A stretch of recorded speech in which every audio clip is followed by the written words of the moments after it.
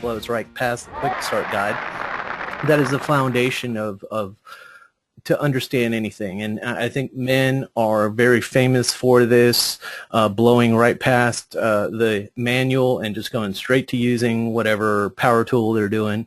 And with me on the line for this special edition of the live show, I have Scott Patton. Hey, Scott. Hey, Jim. I'm happy to be here. Excited to be getting into all the cool things that nichebot X can do. Awesome. And yeah, and that's one of the reasons why, we're going, God, it was created in 2004 and it's completely evolved. And that's why we called this new fourth edition, we'll be talking about evolution. But don't you agree that we men sometimes definitely blow right past the quick start guides or the manuals on whatever things we buy? We just go start using it, Jim, how long have I had full access to everything there is to know about nichebot? And how many times have I ever mentioned to you that, on page 32 of the nichebot deep dig guide that you've got? Yeah. Really cool. Like, never. I've never heard you bring up or cite one page of the quick start guide at all. And I don't think, yeah, go ahead. There's a good reason. Yeah. There's a very, very good reason for that. There is. It's to say. Well, you don't have to be embarrassed because it is, I believe, inherent and built into the genetic code of the male species. Well, I totally agree. And that's one of the reasons why I'm really excited about this, because I'm going to be getting into some really interesting stuff with you, and I'm going to be learning a lot. And you know what? You might just motivate me to get into those guides. Well, not just into the guides. You may not even need them after this, but you'll at least get some insight to know exactly which way to go and what to do with the tools. So, and so let me get right into real quickly again some of those reasons why I did this for gold and platinum users. And the other thing is that the content really is customized here towards you, the user, every week. It's not just something a webinar on whatever topic just thrown at you. And it's really, we're here about getting clarity and having breakthroughs, because quite often, I'm sure you'll agree, Scott, is we are, especially when you and I both started in the beginning, we are in a flog and we don't know what we're doing, and we were searching for the answers, and we didn't have these kind of platforms in the early beginning stages of, when we started. Especially I didn't when we were in 2000, and it took a lot of money to hire coaches and all that sort of stuff. So this is a great way for people to get the intervention they need so they can be stopped, pointed in the right direction so they can go. Yeah, absolutely. So, and it's really important. Exactly. And I believe one of the big things is breakthroughs come with a repeated exposure to using techniques that work. Quite often, I think we, especially in the beginning stages, we're so overwhelmed. We try stuff, it doesn't work once, we don't ever touch it again. And that's one of the things, it takes to be able to start evolving in your experience, especially when you're starting off in the beginning. Even in, halfway point before you make your breakthroughs, you got to keep doing things over and over so you make distinctions of what works and what doesn't. And then, of course, the replays will be in the live show directory.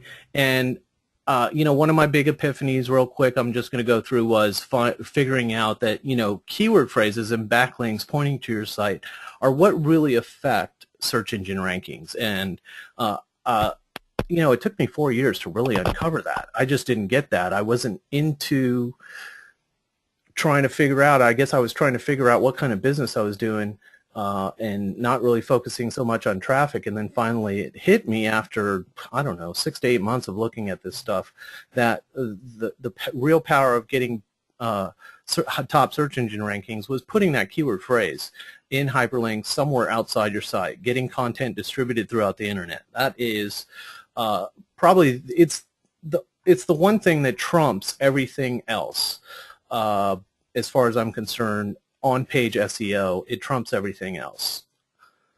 and eventually you're going to have to do it no matter what once you're done optimizing your page, because you can only optimize a page so much. So anyways, real quickly, the ground rules for the call. Everyone right now is muted on the line, so just Scott and I are talking. We're actually not going to take any questions during this webinar, this live show. We're just going to run through real quickly what the distinctions are of the new nichebot 4, and I'm actually going to switch the screen to the actual dashboard, and here is the dashboard. And you know, the previous dashboard we were looking at was let's see, we had this dashboard, which is the current one, and while this is nice, and you have this sort of, I don't know, Microsoft type feel on the menu, this one is really made, I like the tabs here that, you know, sort of make you feel you know where you're at in the actual experience. And nice flow. And yeah, exactly. And we have these little informational boxes because you can see what kind of things you've got going. Like we've got, you know, you can track your keywords here. We're going to talk about that. You can actually see how many projects you have in your keyword briefcase and how many keywords you actually have. Actually, I didn't want to do that, but as you can see here, you got a lot. I've got 1,391 keywords in my briefcase. And what's real, you know, what's really cool about nichebot is if you don't have, you know, if you don't have your computer and you end up going somewhere on a ship or somewhere else and you don't take your computer, what's great is nichebot follows you wherever you go. The information is wherever you go, so you don't have to take a computer program with you or have to install it on somewhere. You just log in and all your information is right there on our server that gets backed up. All the data gets backed up every single night. So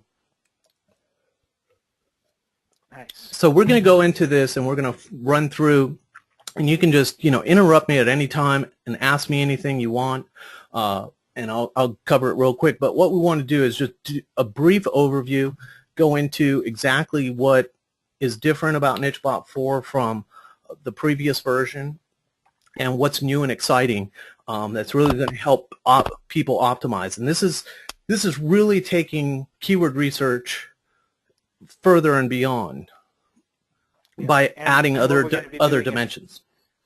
Say that again. We're going to be doing follow-up webinars where we're going to get into the research in great depth, into the analysis in great depth, right? Content, everything else, and then we're actually going to do a case study where we're going to take an industry and we're going to say, okay, if you had a product in this industry, you know, where do you start so that you can follow it? Hopefully it'll well, hopefully it won't be your industry, but you know, but you'll be able to look at it and apply that technique to any project that you're doing.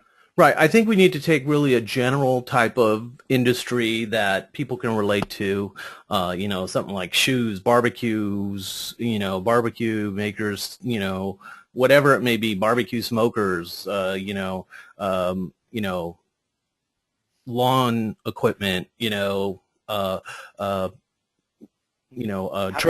treadmills. Yeah. Treadmills, you know, that sort of stuff. But we need to cover something, I think, general that makes it easy. So it's not something so technical like keyword research, that sort of stuff, but we'll be talking about the essence of keyword research and how to research that topic. Yeah, so I think that will be really necessary. The thing is, I truly believe that we learn better when we see case studies of how someone else is doing something, because it gives us actually a sample algorithm of how someone's thinking. And if we don't have, totally agree. And if we don't have a way that, you know, a sort of map inside of our mind, we really don't know which way to go, and we have to create that map, and that can be difficult for a lot of people. Yeah, absolutely.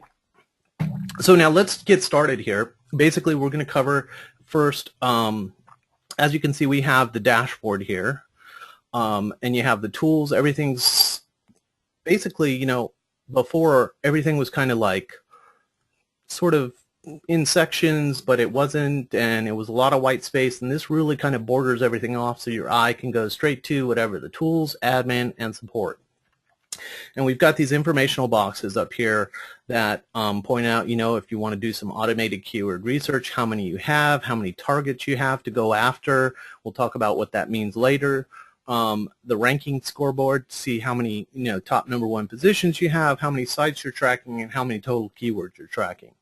And then you have your briefcase, just some overview of stats so that you can see. And then, of course, I think a lot of people are always curious how many top #1 positions they have. And I haven't loaded too many keywords up in this, so obviously it's just sort of sample. This is my demo account, really. So where we're going to start first is obviously the research tab, because that's what we're going to do first. We're going to find out the keywords, what we need to do to put in our content, or what kind of keywords we need to put in our backlinks so we can start ranking for them. And one of the things, Scott, I realize, like you were saying in the beginning of the show here, is that there are so many things here inside of nichebot, and we give you access to, it's almost like getting access to the LA Times, the New York Times, and USA Today all in one subscription. But it's a new thing. It's a new concept, unlike, newspapers. We know we're just going to be able to look through articles. So a lot of people come and they don't know necessarily what they want to do. And you can put this stuff in videos, but you've got those people, of course, right, that don't look at the manual or they don't look at the videos and they just go try to use something. Well, if you give them something that helps them pick out, what they want to do, it makes it 10 times easier. So what I wanted to do with nichebot 4 is to make it a lot easier for people to know what tool they need to use, period. Make sense? Yeah, absolutely. So you're making it more intuitive. Exactly. So obviously, so people can pick on the tool picker. And what I did was, obviously we have all the tools right here listed out in a graph, and it's got the pros and cons of it.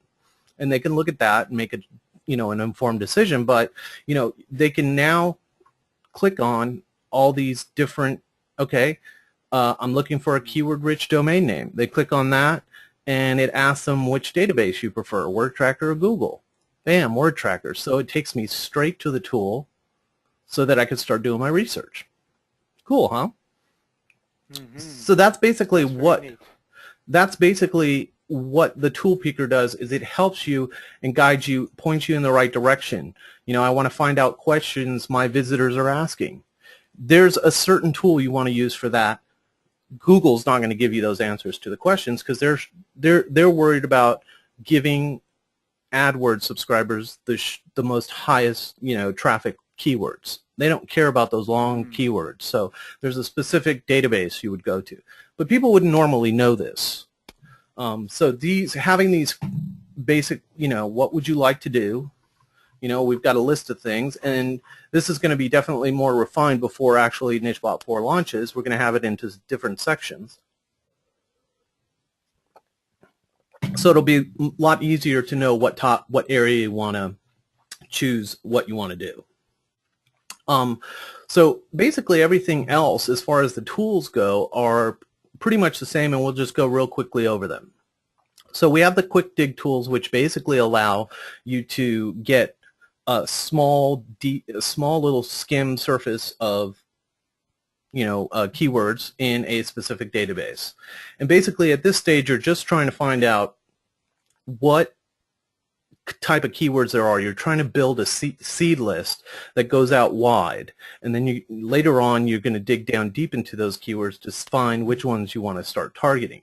But you have to discover what those other ways and different related keywords are before you start searching deeper into them. Make sense? Yep. Okay. Yep. So the quick dig tools do just that. Sometimes you need a thesaurus, to see what are different other words that people are using. Then you've got the Google Keywords tool, which is great. Gives you what keywords on Google, what people are typing into Google, and of course a lot of people are very Google conscious. Yes. And obviously they, they own 70 to 75% of the search game, out there, even though, Microsoft with their Bing and buying Yahoo are trying to compete against all that. But still, everyone is Google minded. We've got the word tracker tool, the word tracker thesaurus, and the Yahoo related tool. All these really help you find different types to build your seed list first, and then dig down into those individual keywords to find those golden keywords that you're going to target, which are going to be like 3, 4, 5, 6 words long. Okay, and so once you've gathered that list and you've started that, you're going to go down to the deep dig tools.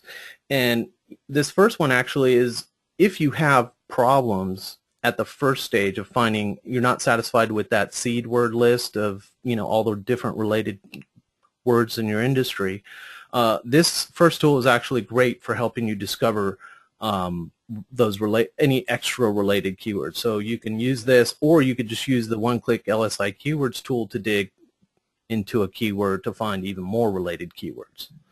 What does LSI stand for? It stands for Latent Semantic Indexing, and it's so this is go ahead.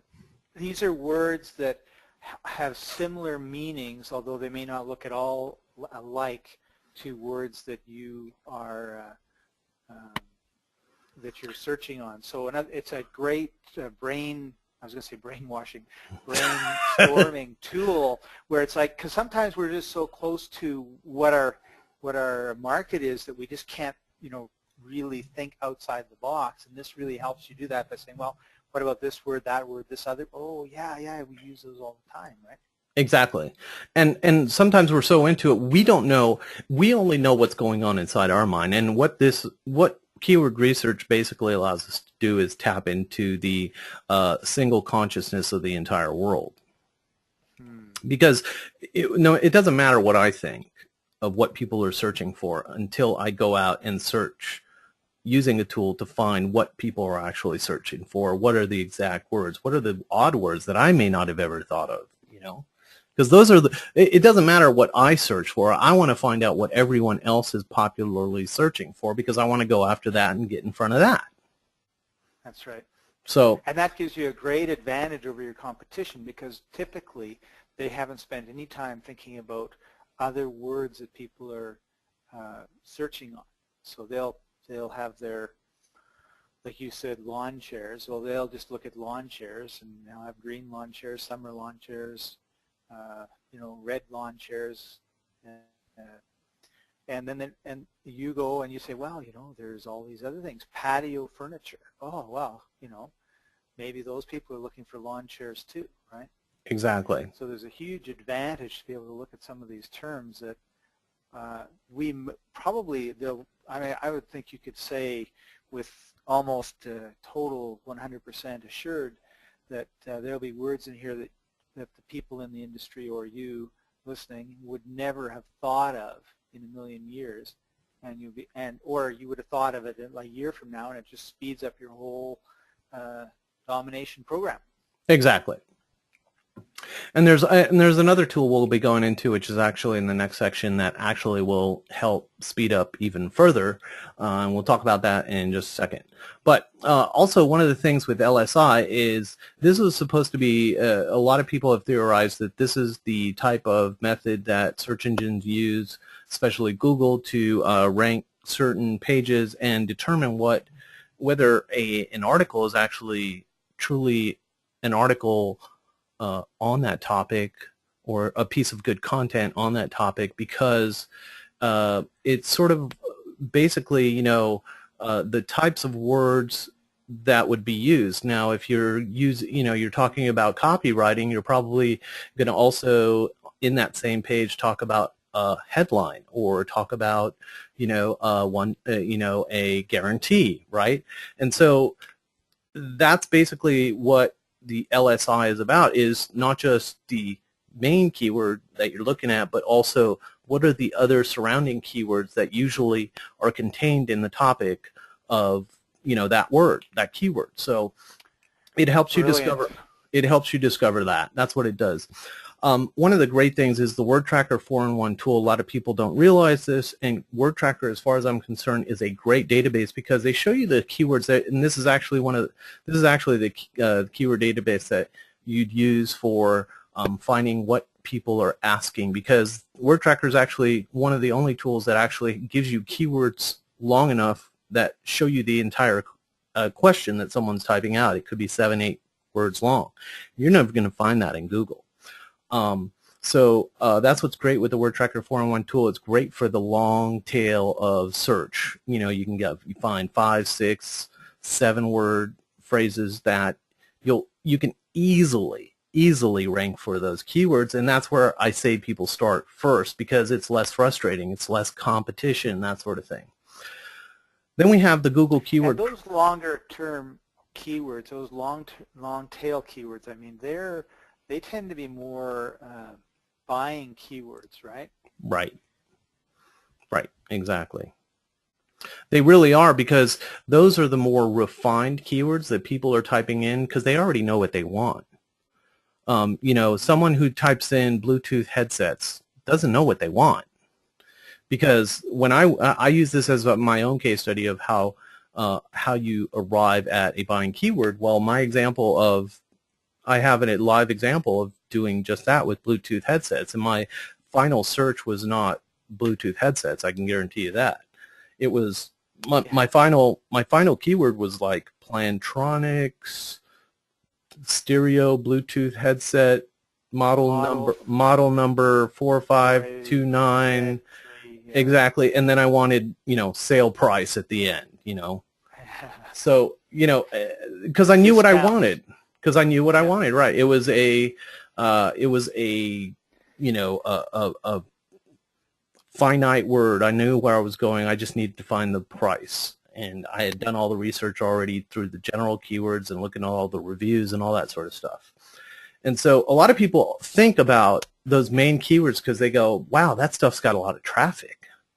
But you could have a lot of traffic and you can have like 10,000 visitors coming off that, you know, that real high traffic keyword, but you only may make 5 or 6 sales because people are not there in a buying mode yet, because they're in the review, they're in the research, in the discovery stage of that keyword.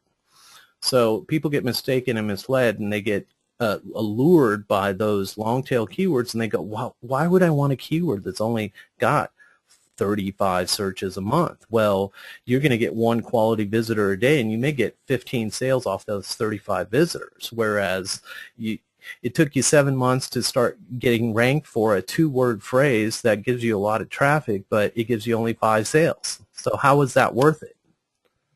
Not, right? Yeah, that's one of the secrets to keyword research, by the way, everyone. You know, is rank for long tail keywords that sell, as opposed to general high traffic or high searched phrases that bring you a lot of traffic that don't sell. Exactly. And one of the things is with longer tail keywords, people are literally telling you, you can be more specific about the content. You don't have to be so general, and you're not really knowing which way someone's going. When you have a specific long tail keyword phrase that's 4, 5, 6, 7 words long, you know what this person's thinking, you know, and you can target your copy right in on that specific keyword phrase. And it's way more persuasive because you're not just sitting there talking about the topic in general. You're talking about exactly what that person typed into the search engine to come to your page. And one of the powerful ways that you can create content, of course, is doing reviews.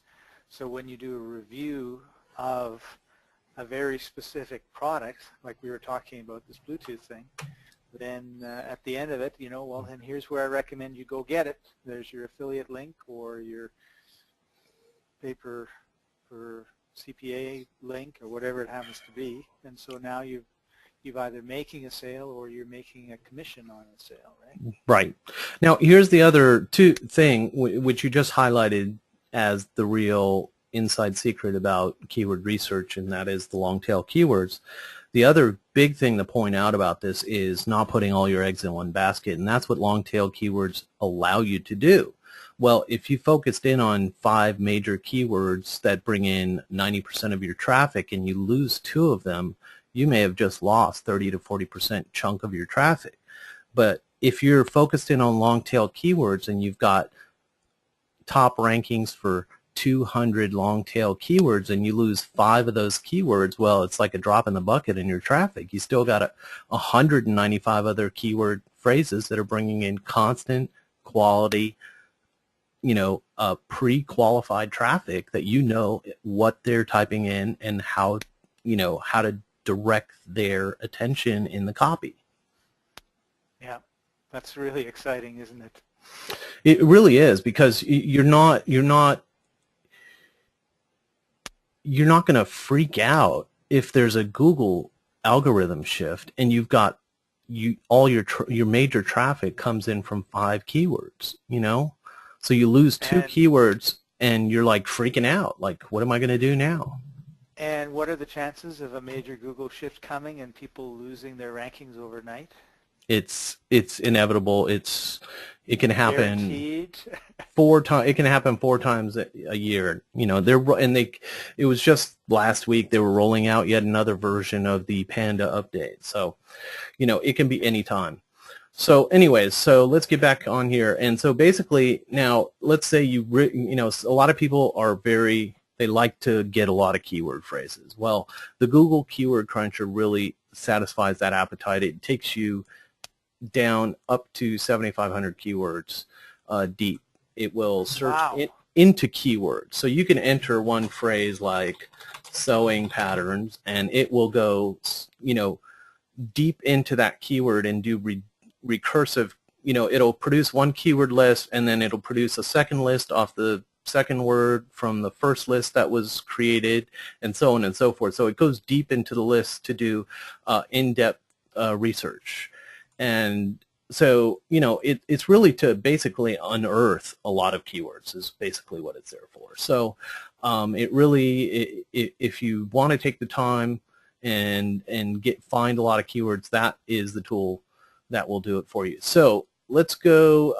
The next one is the Keyword X-Ray tool, which is great. This actually locates keywords right off of websites. You just enter a keyword phrase, and it finds the top 10 websites, and then it scrapes all their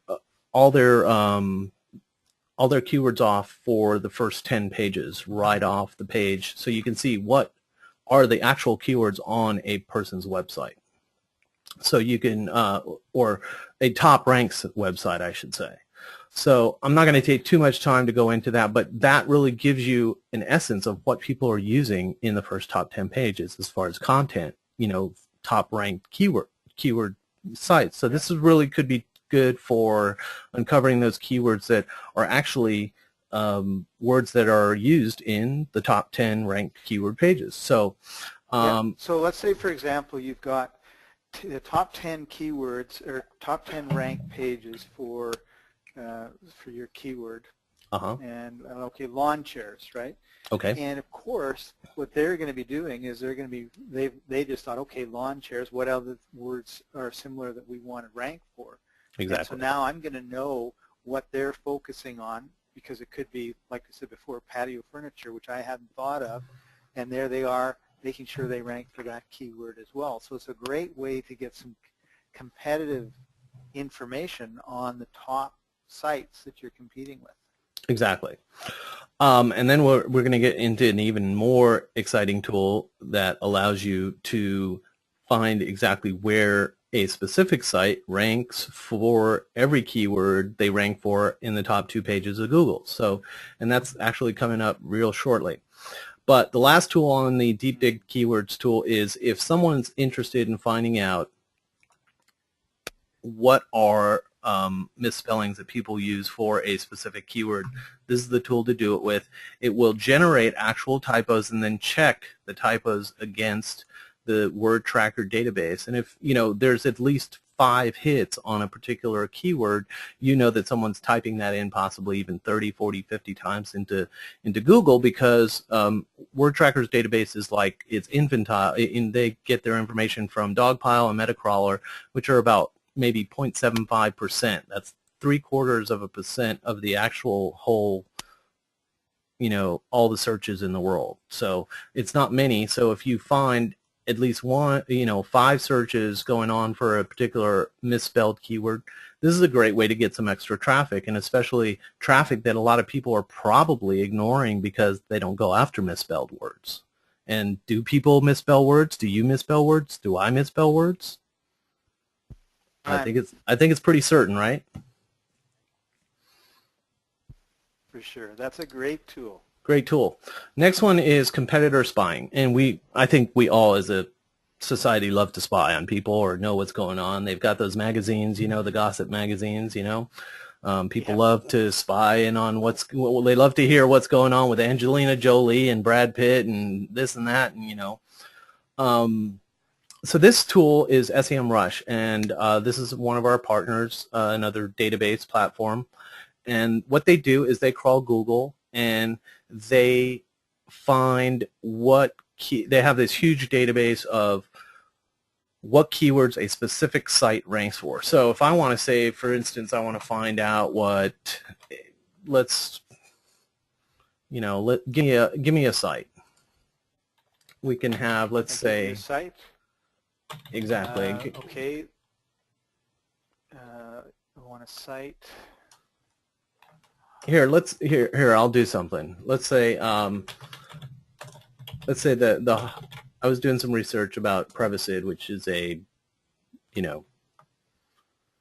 Prevacid, it's a drug for, reducing acid in your stomach. Okay, so let's say I want to find the top ranked sites for Prevacid. So let's see what there is. There's a government site, there's Prevacid.com, there's Prevacid 24-hour. So there's all these websites that are in the top 10. We can take any one of them. And we can say, let's take Prevacid 24-hour. Yeah. So I copy that right here. I go in here and I put Prevacid. I don't even have to put the HTTP. I just put the domain name in and then hit search. And this will tell me how many organic keywords there are this ranks for. And if they advertise on Google AdWords, which they don't. And it looks like this has 99 organic keywords. And we can see a preview of the top 10 for organic results. They obviously don't advertise in AdWords. We can see the competitors that they have in organic search, and so this is a great way to see what are competitive websites for a particular competitor. So you can find other websites to scrape their top Google ranked words. And we can see here, look at this. It's a misspelling that they're ranked for, Prevacid coupon. But they spelled it wrong with an I right here. So, so this is a great way of looking. Say who your competition is. Okay, well, this chocolate website is a competitor of mine, and you want to see where they are ranked in Google. Well, it's a great way to get instant insight into words that are most likely high, traffic words that they're getting traffic, and where your competitor is. Well, how advantageous is it to know where your competitor shows up on Google? Yeah, very. Exactly, because basically you're able to almost steal their traffic away, because then you can just start targeting all those keywords and go after them. At least, like the longer tail keywords like symptoms of heartburn, Yeah, that's a great one. And this is also a tool that you can actually start out with right away to find what are those words you may not have been thinking of, or words that will get you started with your research, building your seed list so that you could dig down deep into them. So this is a really good tool to get quick information. You can see you can actually right here even see the trend of the actual keyword and where the search is the highest. See, for frequent heartburn, look, it tends to be right here in the beginning of the year. You see that? So because how to time it. Right, exactly. So basically, I mean, that makes sense, right? When are we usually eating the most, right? In December, right? Yeah, Christmas. Exactly. Thanksgiving. We got Thanksgiving and then Christmas to pile that on top of, so everyone's got heartburn in January. Yeah. So literally, once you plan for the Christmas season, right as the Christmas season enters, you should be planning for the heartburn season. And and we talk about, and this is off the topic of keyword research, but it's still very relevant that people that are looking for new industries or new, products to sell or what have you as an affiliate, whatever, but you and I both know that people are constantly looking for solutions, okay? They go to the internet for an answer, they type that in, and if you can give them a solution, you can make a sale. So, I mean, heartburn's a great, solution that people are looking for, and I think heartburn's going to be prevalent pretty much for eternity. As long as there's food on the planet, there will be heartburn. Wouldn't you agree? Yeah. So Yeah, that's a great solution-oriented type of industry because people are always looking for, they're always looking for something. Perhaps a drug didn't work for them or what have you, and they're going to constantly be searching for that particular thing. But for people to get focused in on an industry if they're looking for one, that's a great example because it solves a problem. And that's really what you need to do, is solve a problem. People want to start podcasting, you solve that problem. that's right. Okay. So that pretty much takes care of this. We also have the Keyword Discovery 9-in-1 tool with the KD monthly charts, and that's basically another keyword database that gives you, for our platinum users, it gives people an overview of exactly what is going on in the keyword discovery database, which is yet another great way. It's got some long tail keywords. It's a great way to look for more keywords if you're really hungry for more by the time you used like the quick dig tools and the deep dig tools and the SEMrush tool. So next we're moving on to the SEO stress test. And this is Jim, before we do that, I just have one last question about the research. Sure. When you're starting out to do, I know that keyword research is something we should be doing on an ongoing basis, but when you're starting out, like say, okay, I've got this niche market I want to check out, I want to see what I can find in this area. Can you give us an idea of how much time you would spend? Like, do you spend an hour? Do you spend like 8 hours? Do you spend like 14 weeks? In terms of just that kind of first jump in to make sure, okay, yeah, this is a good market, or here's some really good places for me to start with my content creation or my domains or that sort of thing.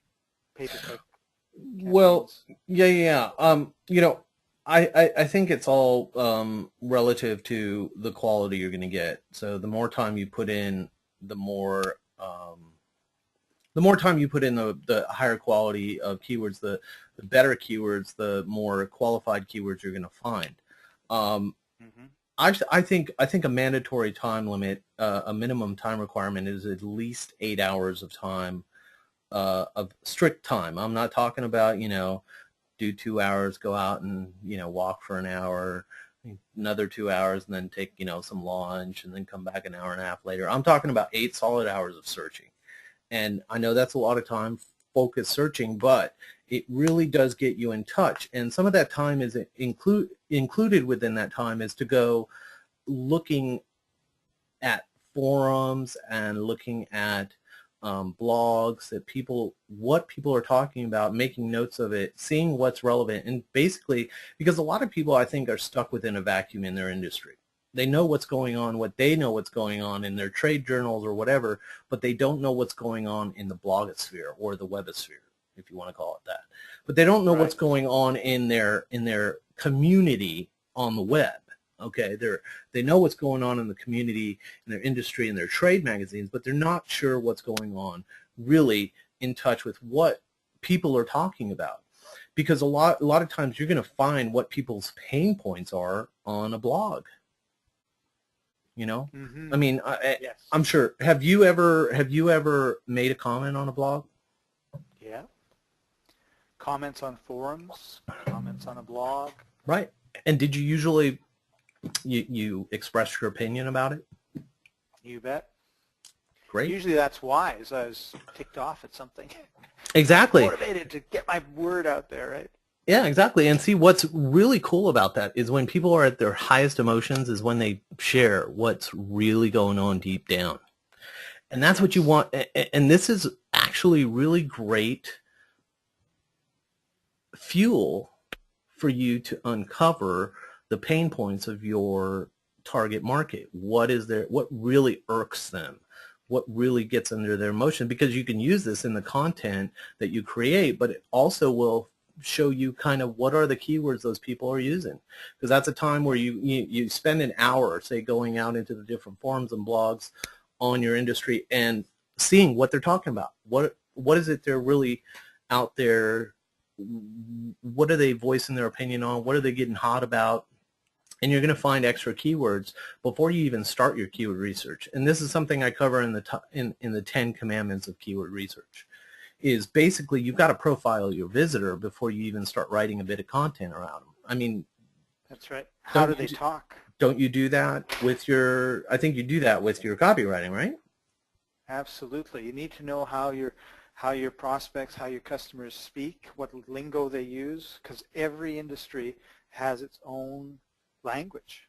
Right. So, I mean, I don't think you need to strictly for 8 hours be searching for keywords, but I would say at least 8 hours to do research on what your people are talking about, and then, another hour on,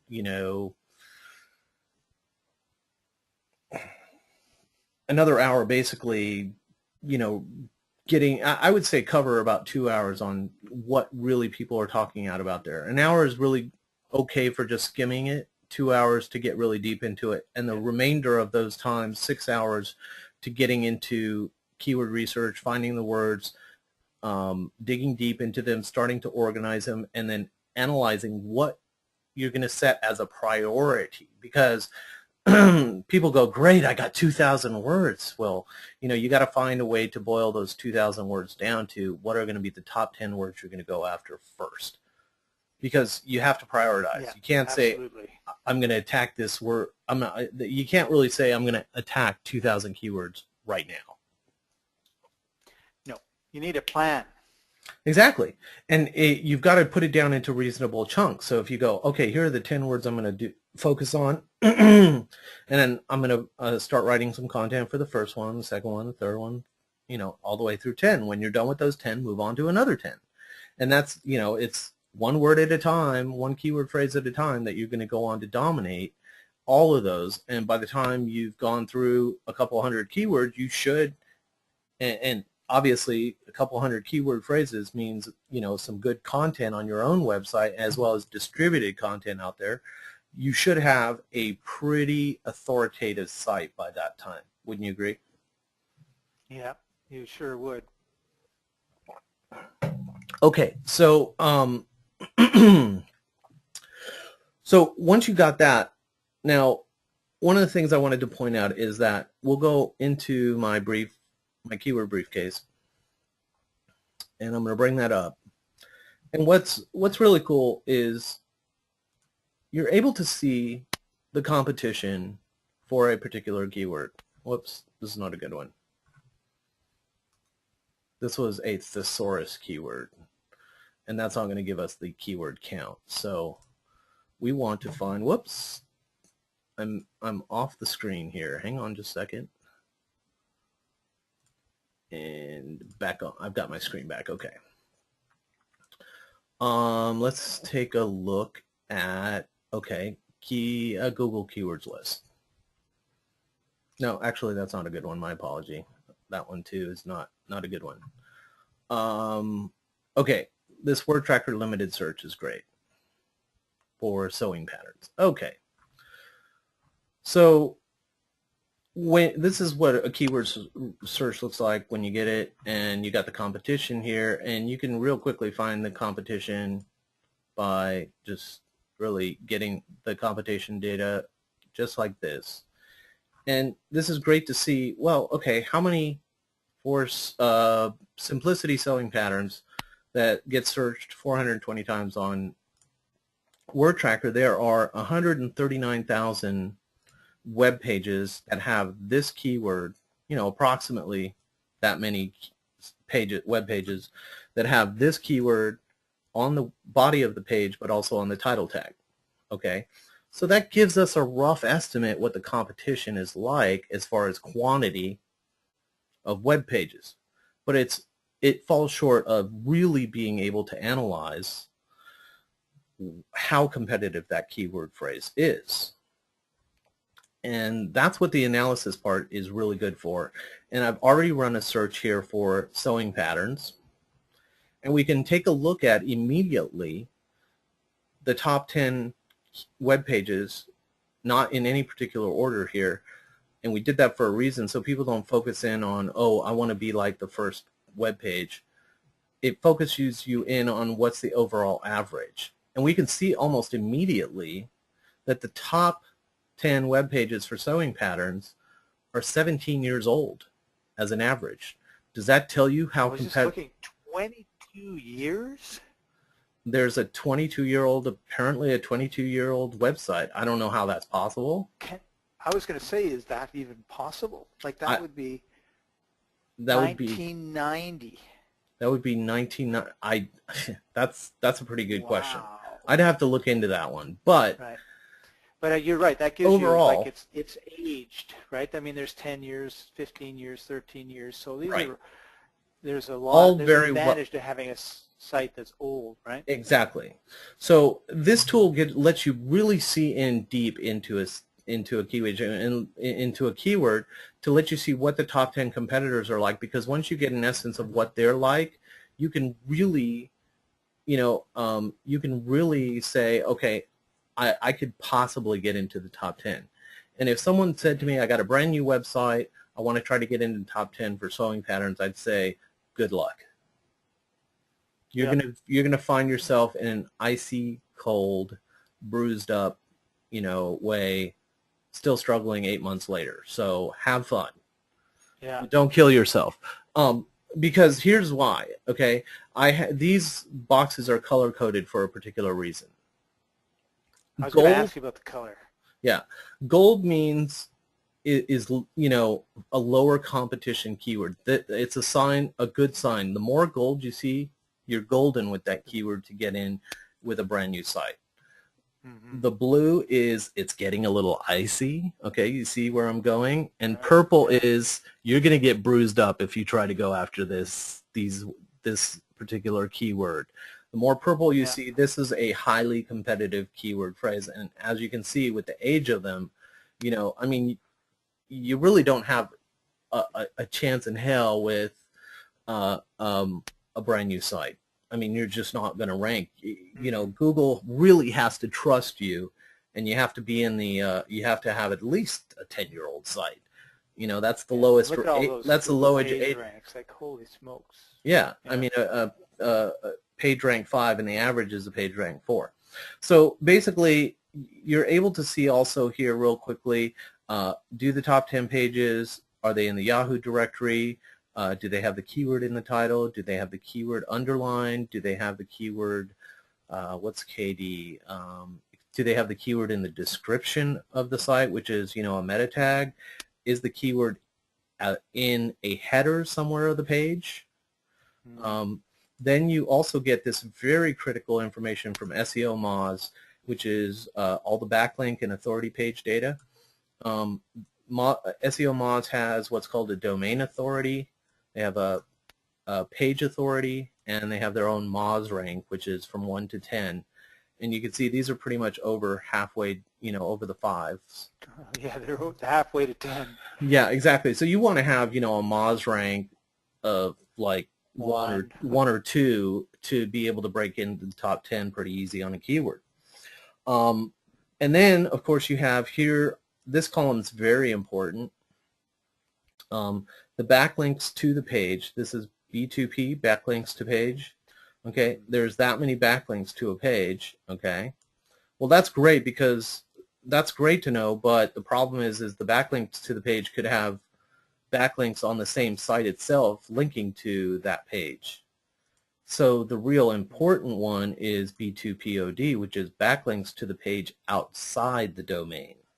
Oh, okay. Okay, so that you can see here, there's one web page that has 7,843 backlinks to the page, but in essence, there's only 2,609 that come from outside the domain itself. Right. So And if you obviously, look down further, like there's 2 from outside the domain and 13 in. exact 1,300 1300 in. in. Exactly.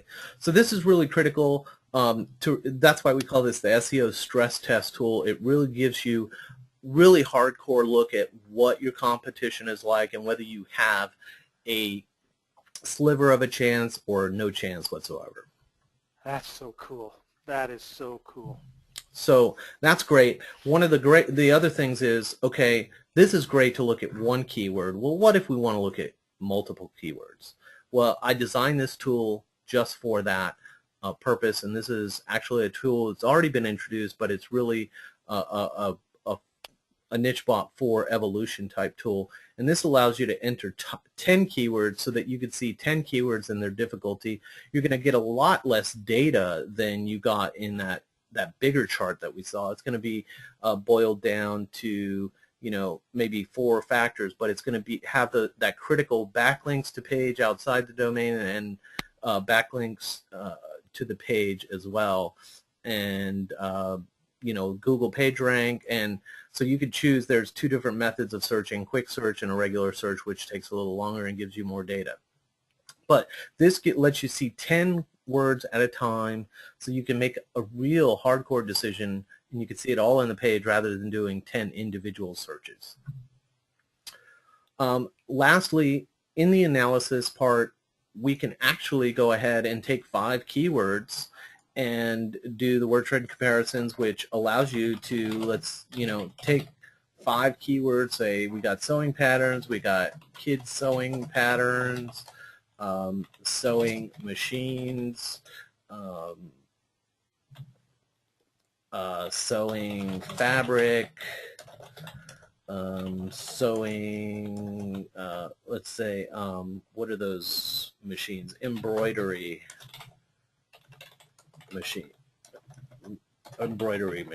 Okay, and this will show you basically compare these 5 keywords on a Google search map, which will show you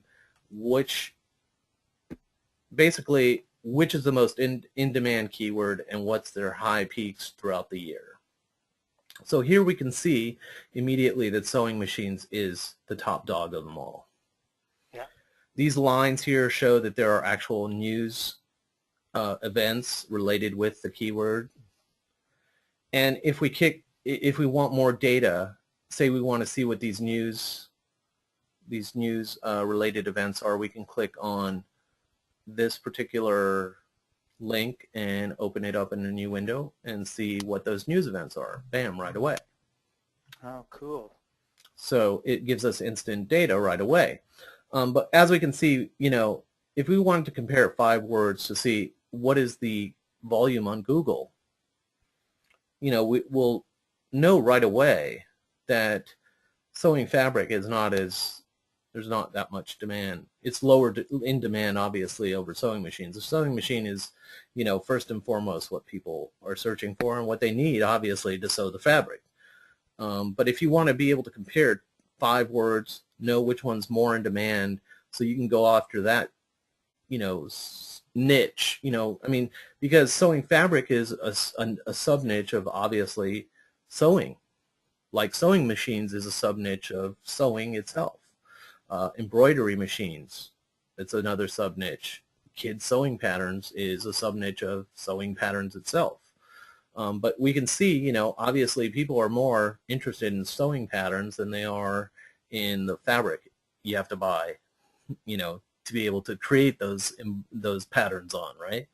Mm-hmm. So this gives you a way to gauge which keywords you may want to go after first that have the highest demand and that area, so that you go after that group of keywords. Now you may not go after sewing fabric or sewing machines, but you may go after the longer tail keywords for sewing machines, if that makes sense. Right.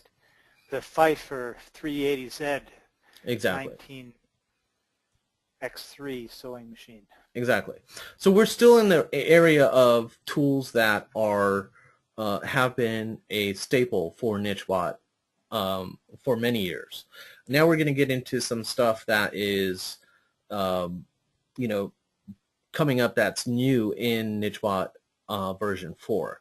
One of them is Content Theme Director, and what this basically does is it scrapes the top 10 pages and shows you what are the most related keywords out there for a particular theme or a keyword, so you can know which keywords you should use in your theme in a theme of a web page that you may create, so you don't miss that. This is basically for LSI purposes, so you make sure to get those related words into a piece of content because it will look better and it'll look more important in the eyes of Google. Right. Then we've got the New York Article X search, which allows you to look and figure out content that has been produced in the past by a world famous magazine, newspaper I should say, and it lets you figure out basically lets you go back into the archives all the way to 1981 to see what kind of articles were produced on your particular topic, genre, and it gives you ideas of what you might be able to write about. Once you've found those keywords and prioritize them and analyze them, now you know you've got to build the content, right? That's right. One of the other things is you know, time to time you may want to look at what the live trends are on a particular you know, what kind of hot searches people are searching for, both on Hot Trends, on Yahoo, and of course eBay, which is a marketplace. But this is a great way to what people are searching for now, and could be a keyword that's related to your industry that you can go after and get huge spikes of traffic right now. And the way you're able to do that, obviously, is you have, look, Pulitzer Prize winners, obviously not going to be much to sell on that particular thing. But as you can see, it's got a lower, you know, competition than most any, you know, keyword on here. Here's another one, buffet rule. I don't know what that's about, why people are looking for that. But it's got low competition. Of course, it's not, you know, got that many searches also on Word Tracker, but these are keywords that are spiking now. And one of the things we built into this tool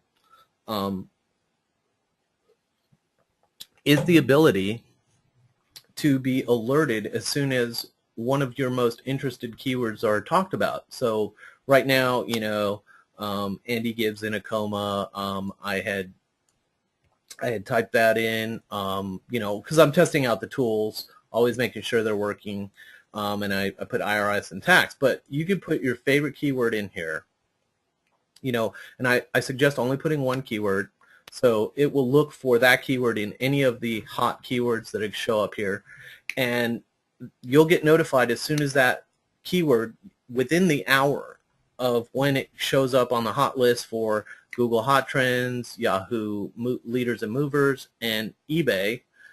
And we're actually putting in another database here, which is Twitter. You'll be notified. Oh, exactly. Cool. Yep. You'll be notified as to when it showed up and within the hour. So you can go and create some content and capitalize off this hot traffic that's spiking right now. Because this is traffic that's not going to be around 3 days from now. It's going to dovetail off in, it's going to start getting lukewarm, you know, tomorrow, and then it's going to be pretty much fading out 48 hours to 72 hours from now. That's the life cycle of this stuff. But who knows, you could get, you know, you write an article, post it on, you know, post it up on Dig, and it could get a bunch of digs and a bunch of traffic. Boom, poof, you know, right to your site. You could get a bunch of email subscribers, and you capitalized off that traffic. That's why we got this tool. there's the light version and there's the pro version. Obviously here you can see the hotness level of the keyword, so you can tell, oh, it's only medium. These are mild right now. But that kind of tells you, is it really a hot keyword? Is there a lot of traffic? It's going to say hot, and if you Yep. end up getting the pro version, which is either for platinum users or for people that get a separate subscription for it. If they have like a silver account, they can get the pro version with a separate subscription.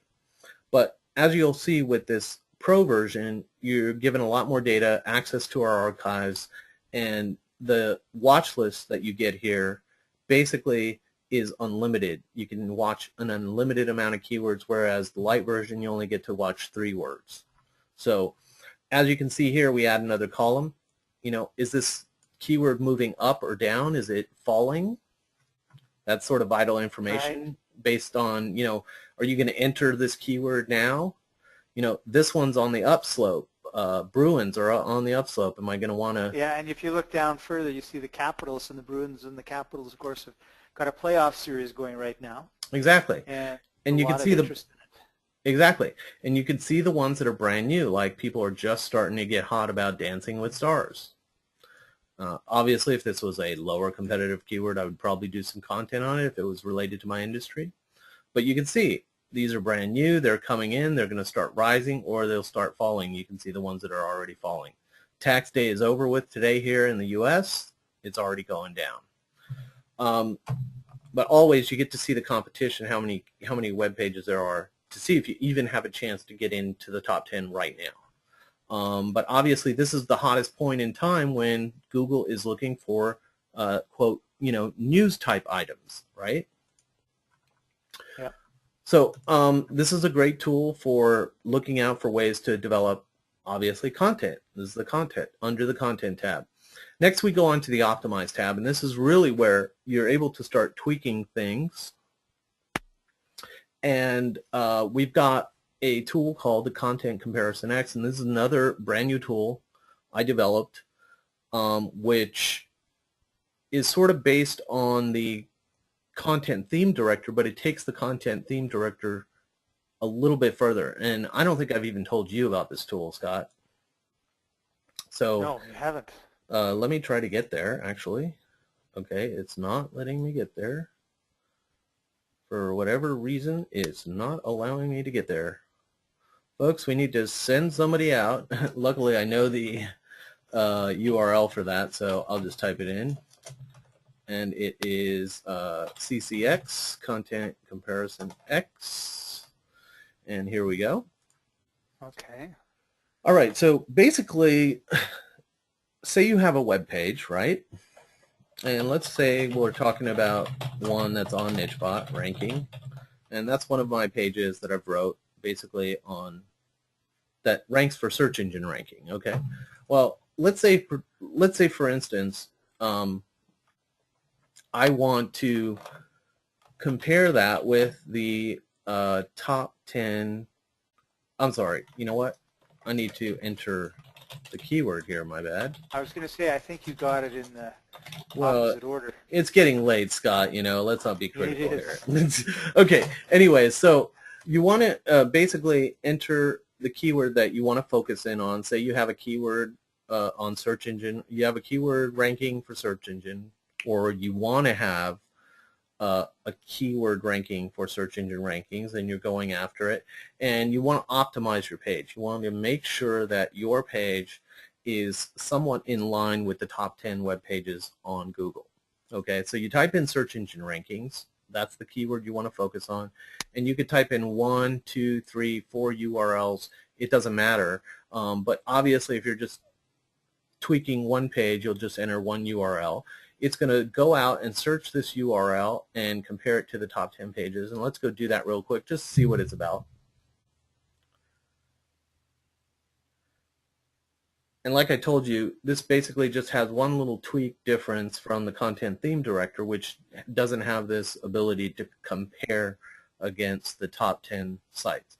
So as you see, Google's going out and grabbing the top 10 pages, and it's processing Google, nichebot's grabbing all the data, it's sucking all the keywords off, categorizing it, and out soon will spit some magical data that we'll be able to look at and hopefully make some sense of. And as soon as this is finished loading, it will load right here on the page. And it's thinking about it, and it's about to load. I can feel it.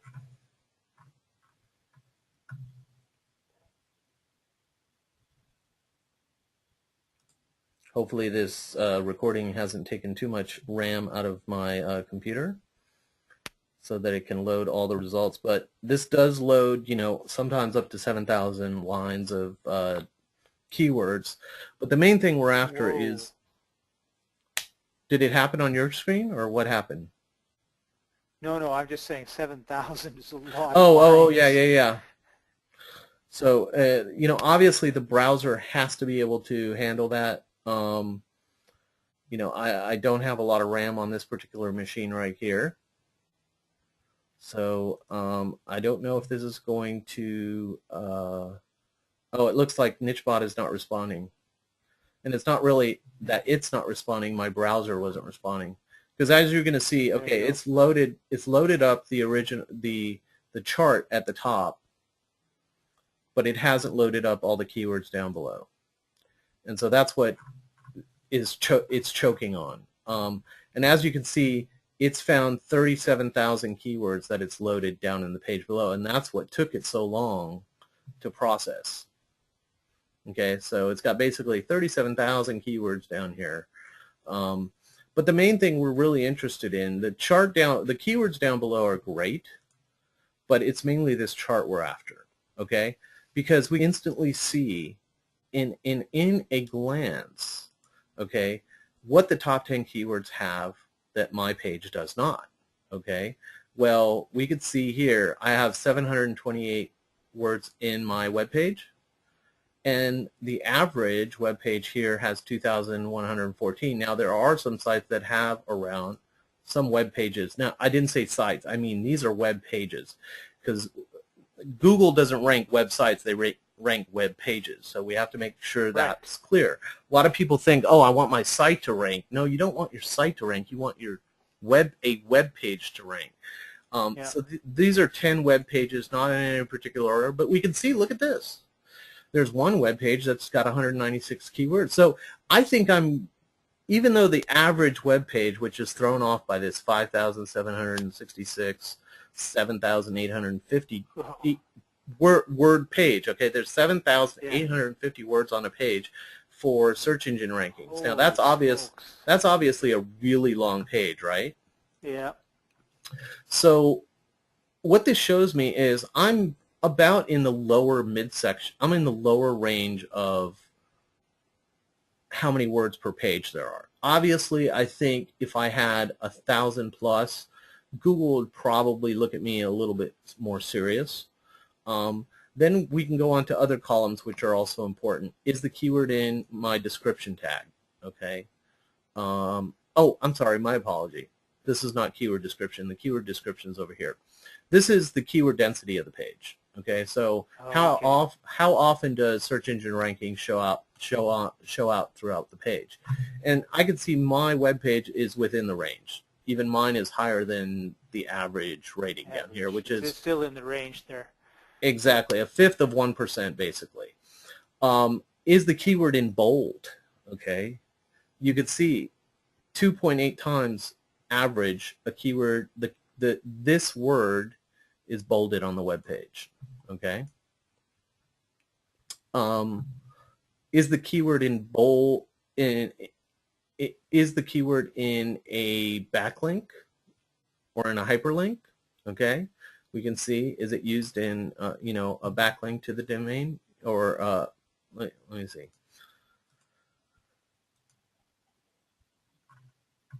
I was going to look in the, I believe that's the keyword used in a backlink to the in the backlink showing up outside the domain. The domain. Exactly. Is the keyword used in italics? Okay. Shows right down here. These are all, I think, at least some They're clues. Exactly. Then is there how many external URLs are in the web page? How many internal URLs? In other words, how many hyperlinks point outside the domain on this web page, and how many point to an internal page on the website? So we can see that's pretty interesting data, because we know that Google wants to see some links that point out to other sites, not just to your site, or they want to see, is this an authoritative page, and is this page, giving unbiased information. So they want to see, are you pointing to some authority sites? So you can see that there are some external links, some good size of external links pointing to outside pages, other than just internal pages. And then some other really important data, I think, which is the keyword in the heading, is the keyword in the title tag, is it in the description tag? And as we can see, I don't have either of them in my, and I can't remember if I even did that or optimize this page. So this tells me how I can really optimize my page in comparison with the top 10 pages. Plus, I also have all the keywords in the page down below. So some really critical data as far as I'm concerned. And this allows you to tweak your page even further, so that you're maximizing as much as you possibly can. So moving on, we've got the optimize, we've got the keyword density 2-in-1, which is an existing tool that basically just shows the keyword density. It's not as in-depth as the Content Comparison X. Then we've got the SEO Site Critic, which shows you what other types of, it gives you actual suggestions on the type of SEO strategies you could use on a particular web page. It will scan your web page that you put in, and it'll give you suggestions on how you can improve it, basically. We're not going to go into that because we just don't have the time. Then we have, this is a brand new tool, the SEO Site Critic. Then we've got ClickBank X Finder, which is a great way to find ways to monetize your website, as well as, and the reason I put this in the optimized category is that you can look at what successful websites that are already selling in your industry are doing on their website. So you can review like sales pages. Is this person using a one-page sales page that's allowing it to sell really well? And so besides just finding potential affiliate programs you can offer to an email list, you can also find a way to optimize your existing site to see what are other people doing in your industry. So that's basically covers the optimize. And then we've got the track. This is where basically, as far as I'm concerned, this is like nichebot keeping track, or helping you keep track of what's going on and be able to, and this is really kind of where the exciting part begins as far as I'm concerned. Not that obviously content and analysis is not exciting, but this is really kind of shows you where your efforts are going. And I think quite often, would you say that how many times do you log into your Google Analytics account? I'm sure everyone has that. Probably every couple days. Okay, so you do it every couple days. So that's pretty hardcore, I'd say. But I think a lot of times people are so busy they forget to check their Google AdWords thing. But there's a lot of data in there, wouldn't you say? Yeah, it's huge. Exactly. But what if you could be alerted the moment a website visitor comes off your web page, you're alerted by email, and an automated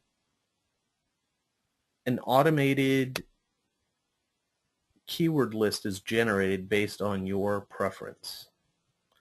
Would that be handy for you to be able to instantly create a piece of content to make sure to keep that top search engine ranking that visitor came off of? Because as we know, Scott, some of those rankings are here today and they're gone tomorrow. Some of those rankings stay. But what if we were notified as soon as a visitor came off a top Google page, and we're able to reinforce that keyword phrase and that page that they came in off of, that keyword they came off Google and landed on a specific web page, and then also be notified as soon as someone does come in, and then also have a keyword list generated without us having to lift a finger, already done. And this is basically automated keyword research based on your visitors, so that you can capture those search engine rankings that could be fleeting. They could be here today, gone tomorrow. Mm.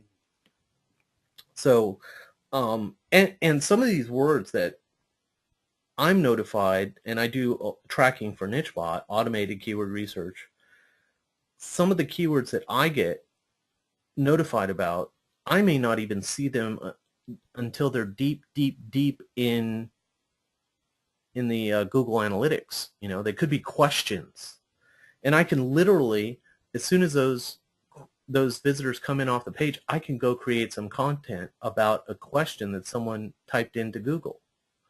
And now I'm ready and armed and have that question answered on a web page the next time someone types it in. Pretty powerful, huh?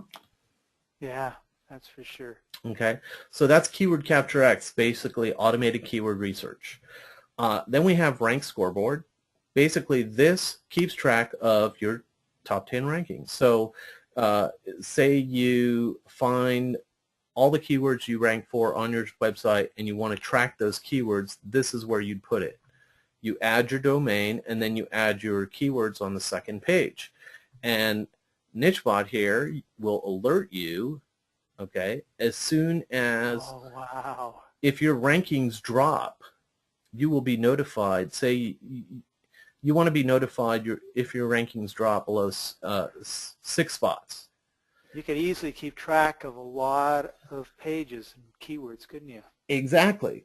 Now, what's really interesting is a lot of people have these, you know, they have these desktop tools, and that, I think those tools are great, but they actually have to be open in order for them to be monitoring your web pages. To, you know, you got to at least open it once a day to figure out if your website has fallen in rankings or it does its automated thing.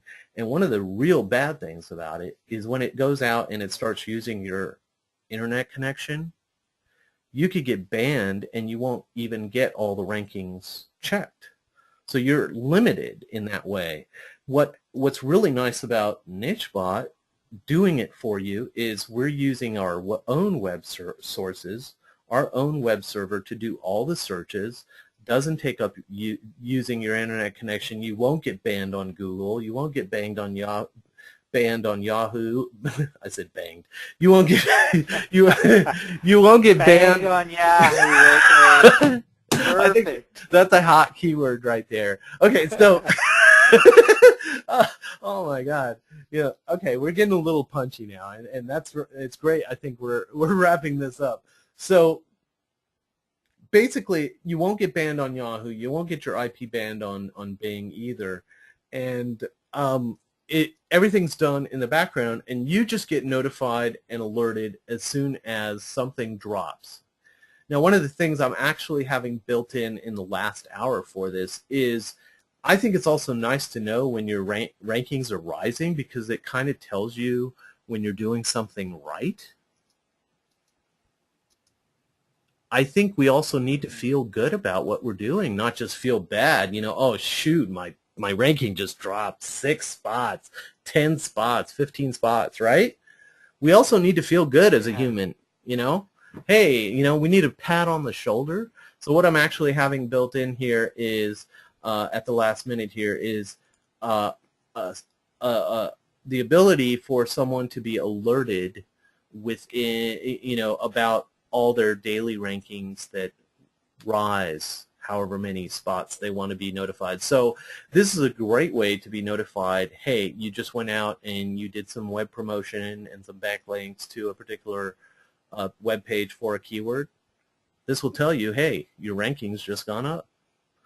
Kind of tell, it's good feedback that, hey, what you're doing is working, right? Most of the times we go 3, 4, or 5 months without them knowing they're working, or even worse, it takes 2 months to see something working or a month to see something working, and then we give up before actually seeing it work, and then we don't find out until 6 months later that it actually worked. You know, that's actually happened to me.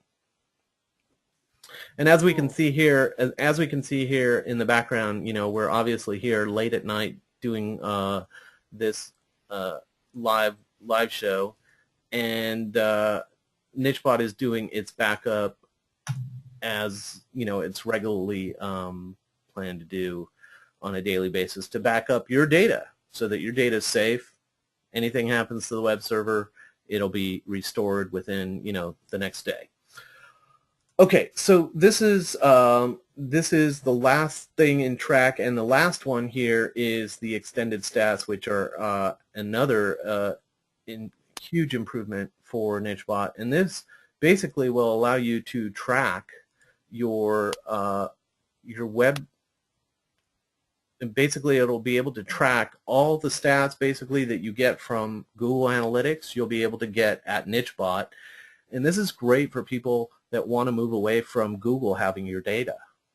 I mean, I'm beginning to be wanting to move a lot of my stuff away from Google because I don't want them to know everything that's going on with my websites. You know, it's bad enough that they know, you know, hey, when a visitor comes on my site and leaves the page, you know, how long the visitor stays on there, whatever. I mean, I don't want to give them any more data to be able to decrease the rankings on my webpage. But what's really cool about this is these stats, these extended stats, give you real-time data, so you can see what's happening with your web visitors now, like right now. We'll be able to see, you know, where are people coming off of. You can see it as it's happening. And whereas this is real-time, Google says they have real-time showing of their analytics, but it's not real-time at all. So that's another exciting feature that's happening at nichebot for the further evolution. And as you can see, it's a far cry short of just being keyword research. Agreed? Way, way more. Pretty exciting to be able to track your pages that are ranking high and then know right away when something happens, like, oh, drop Exactly. 5 points, great, let's put a couple articles up, get a few more backlinks, freshen up the content a little bit. Exactly. And boom. Get back Exactly. there. Exactly. And get this, you're not only going to be able to track your keywords and your website, but on the same keyword, wouldn't it be nice to track your competition?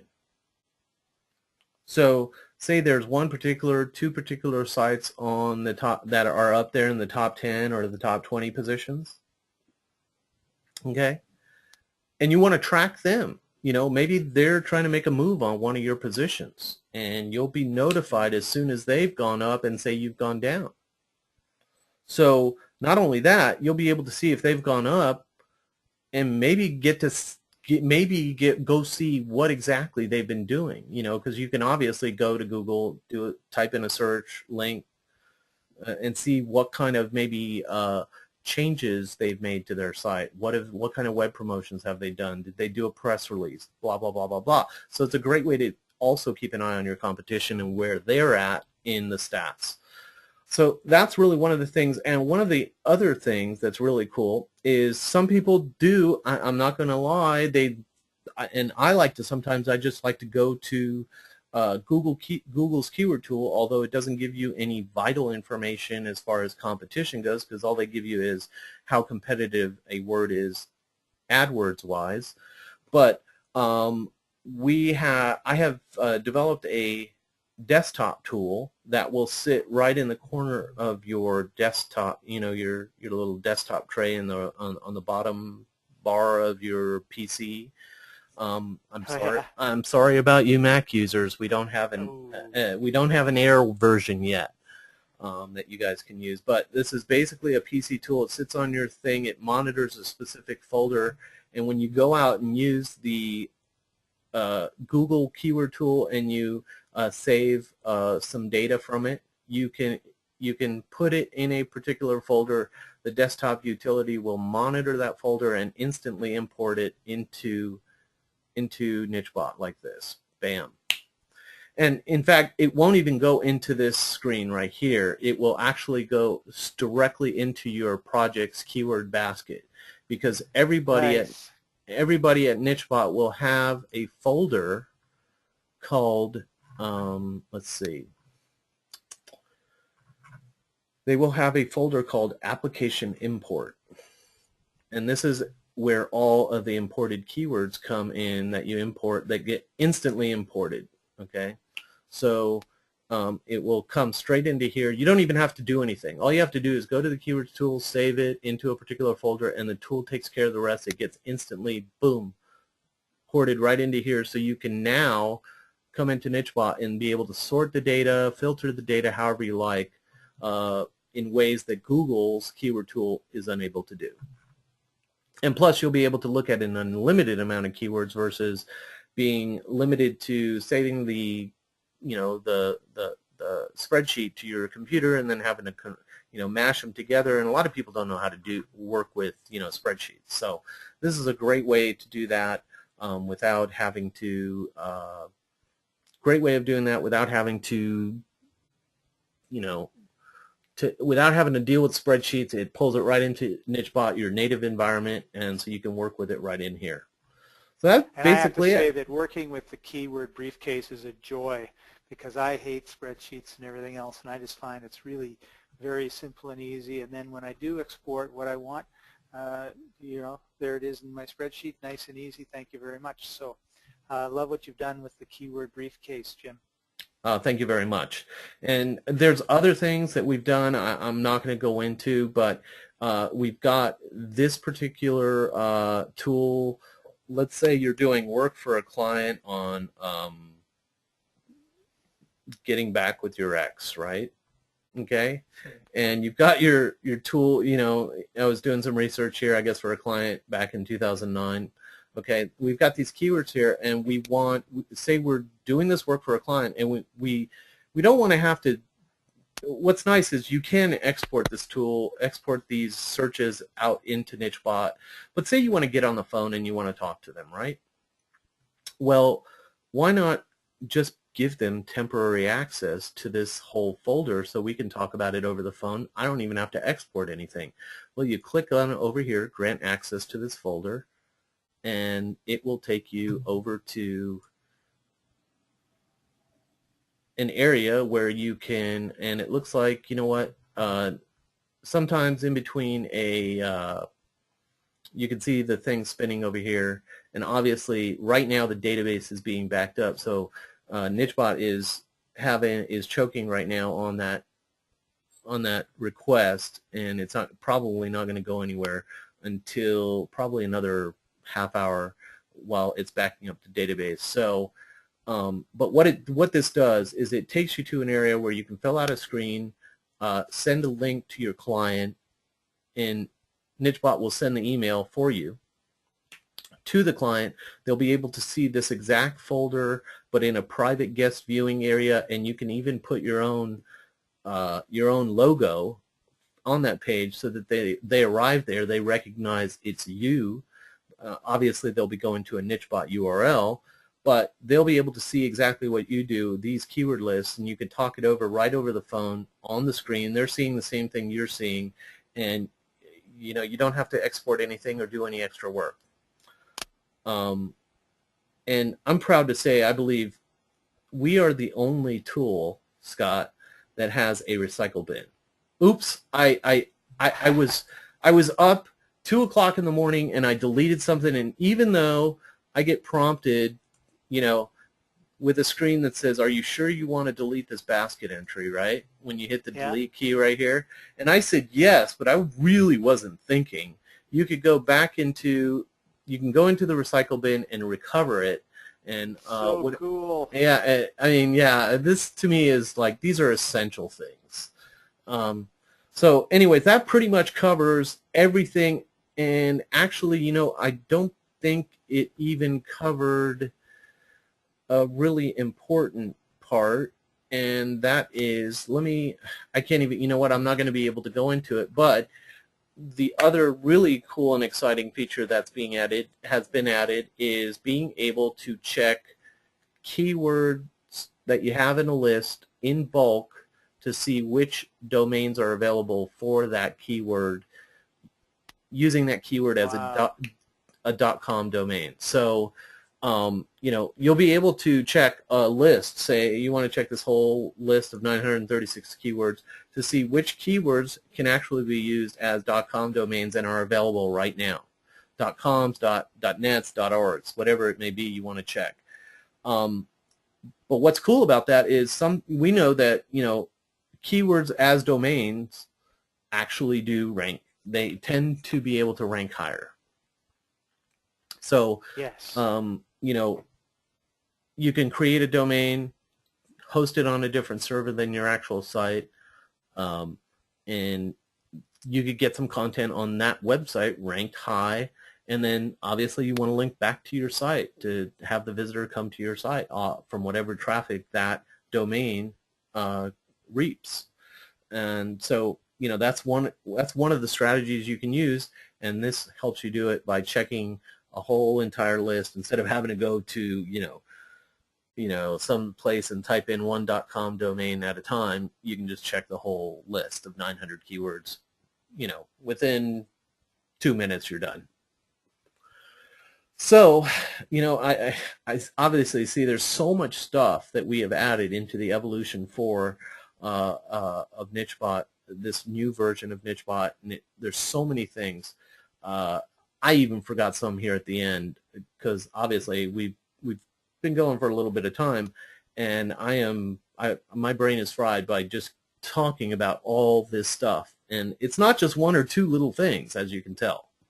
No, no, it's a lot of great information that you can get, and you can get it easily and quickly, which is the most wonderful part of the whole thing.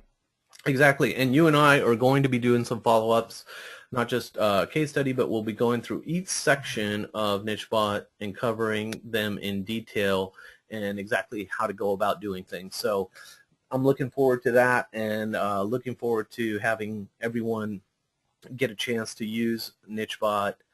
Oh, and I think I see this is done spinning, so maybe you can see now granting access folder. Maybe that'll load up. Yes, no, maybe so. Nope, it just stopped spinning, so it's obviously still backing up right now over at Rackspace. So we're going to go ahead and stop that. So anyways, thanks so much for coming on and chatting and looking over the brand new nichebot and asking me some poignant questions that I think were awesome, from your view on keyword research, and hopefully I've enlightened you and maybe got you a little excited on what's going on and what's going to happen in the new version of nichebot coming up. And possibly you might be able to use some of these tools with your own web efforts. Yeah, absolutely. I'm gonna delve into this way more. There were a few sections that I was familiar with and was using a lot, and now I'm going to be delving into these other areas big time, because I think I can see the advantage to it. Yep. So well, thank you, Jim. I know you've put a lot of time, effort, and a huge amount of thinking into how you can make it easy for people to find out the most profitable keywords. Mm-hmm. And I think it's pretty obvious you've succeeded. Right.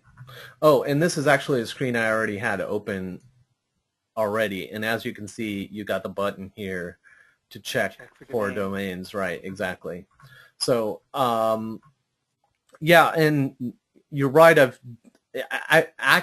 embarrassed to say, but I've had this on the plate since 2009, because I mean, we've made improvements along the way since 2009, but this is a big, huge update that I've had a lot of back-end stuff created, and some of it didn't get, you know, you knew I had that accident that nearly paralyzed paralyzed my right leg. And so things kind of got put on hold, and then they got picked up, and then they got put on hold again, and then picked up again. Finally, I've been working on this feverishly to finalize this stuff up in the last year and a half, and I've not just spent an enormous amount of time over the last 3 years thinking about it, refining it, and all that sort of stuff, but I put my own personal funds into this as well. So I've got a lot invested personally in this, as well as the time. So I hope a lot of people do reap the benefits of what I've created here over the last 3 years, all these improvements, the major ones. So absolutely. I'm tired. All right. We're done now. So thank you much for joining us, everybody, and we'll see you next time. Take care, everyone.